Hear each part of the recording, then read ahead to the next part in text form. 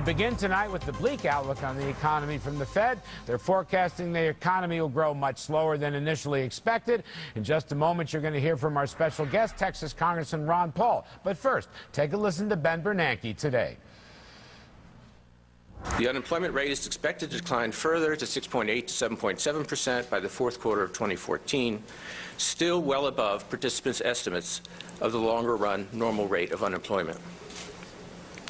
In short, while we still expect that economic activity and labor market conditions will improve gradually over time, the pace of progress is likely to be frustratingly slow. We welcome back to the show Texas Congressman Ron Paul, who is obviously a Republican presidential candidate as well. He is also an expert on Federal Reserve policy following Ben Bernanke's news conference today. Congressman Paul, welcome back to the program. I just want to get your take, pick your mind on a couple of Bernanke's key statements.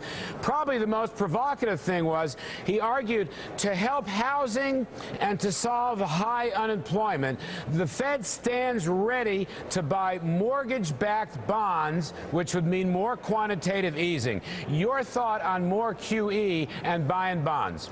In a way, I think they're still in QE because he's guaranteed interest rates are going to stay about 0% for the next couple of years. But to buy more just exacerbates our problem. We're just transferring debt from one group to another group, basically to those who held these mortgages to the taxpayer. And I see no benefit from this whatsoever. I think we don't get the correction that we need. We need some of that debt liquidated. We need some of that malinvestment taken care of. We need prices to go down. So he's doing, from my viewpoint, exactly opposite of what he should be doing. Well, that's interesting because some of the reporters asked him, given his relatively gloomy assessment of the economy, I mean, unemployment is expected to be near 9% even a year from now. What went wrong? We've had all this Fed activism, as you point out, zero interest rates, QE1, QE2. And Bernanke basically said bad luck. He basically said bad luck was the problem. What would you answer? How would you respond to Bernanke? Well, you know, somebody asked me this yesterday, what should he do? And I said, well, what I would really like to hear is that he's thrown in the towel and he's given up, that he admits that his theories are wrong and that all this QE stuff doesn't work. But you know, really, right now, the consequence of all this, and I know nobody looks at money supply anymore, but M1 is growing at a 30% rate these past 6 months. So that's a lot of quantitative easing. And to continue to do this forever and not talk about getting the tax rates down and get taxes lower with cutting spending, if we don't do that, all the QEs in the world won't solve our problems. It will eventually destroy our currency. And the world financial markets are not receiving what he's saying or doing what anybody else is saying or doing because they've all studied from the same economic textbooks. And I'd like to get them to think about free markets and how they should work. Congressman Paul, let me ask you about another Bernanke statement. He maintains that inflation is not going to be a problem. This despite the fact that, as you may know, the consumer price index up 3.9% last 12 months. Oil and energy prices still historically rather high. He says inflation's not a problem, and therefore the door would be open to Fed easing. That was his implication. Your comment on inflation, sir? Well, I think he's wrong, and I think the inflation is here because I start with the increase in the money supply, and I've already mentioned that.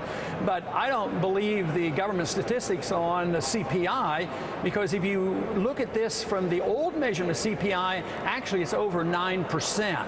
And if you look at the unemployed and the low-income people, their inflation rate is always much higher. But if he's admitting it's almost 4% already, that's pretty big. And besides, he doesn't know exactly what the rate will be next year. I don't know. I don't believe you know exactly what it will be.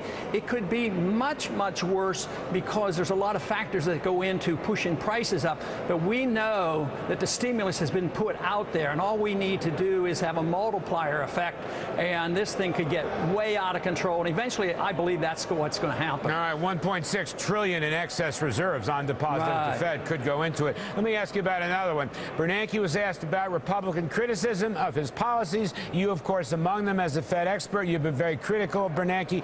They said, so what do you think? And he says, I don't listen to him. The Fed has to be independent. I want to ask you, what would a President, Paul, do? What do you think about the Fed, how to reform it? Well, the whole thing is, to them, independence is one thing, but to me, that's secrecy, and I don't think it should be secret. Of course, my ultimate goal would be to diminish the power of the Fed to monetize debt, because that gives the incentive for the members of Congress to spend forever. If we didn't have the Fed to be the lender of last resort, interest rates would go up, and that would restrain the Congress.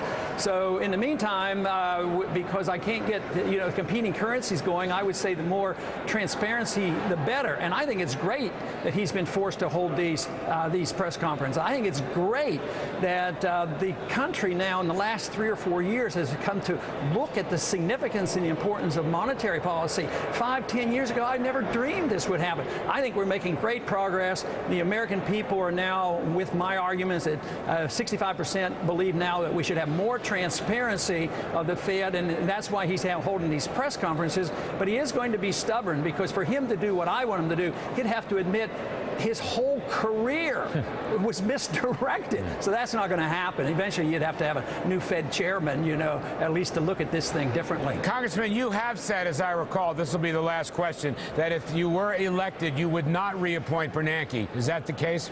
Absolutely. And who might you reappoint? I think you actually indicated a name at one point, did you not? Yeah, I did the other day, and you may know him. And it's somebody that I've admired for a long time, very bright.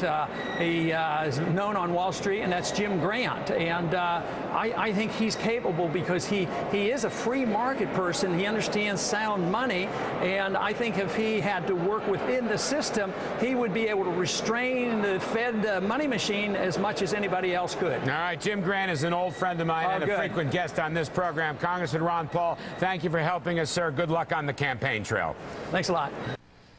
All right, by the way, Jim Grant is a staunch advocate of gold. Interesting that Ron Paul would like to see Grant run the Fed.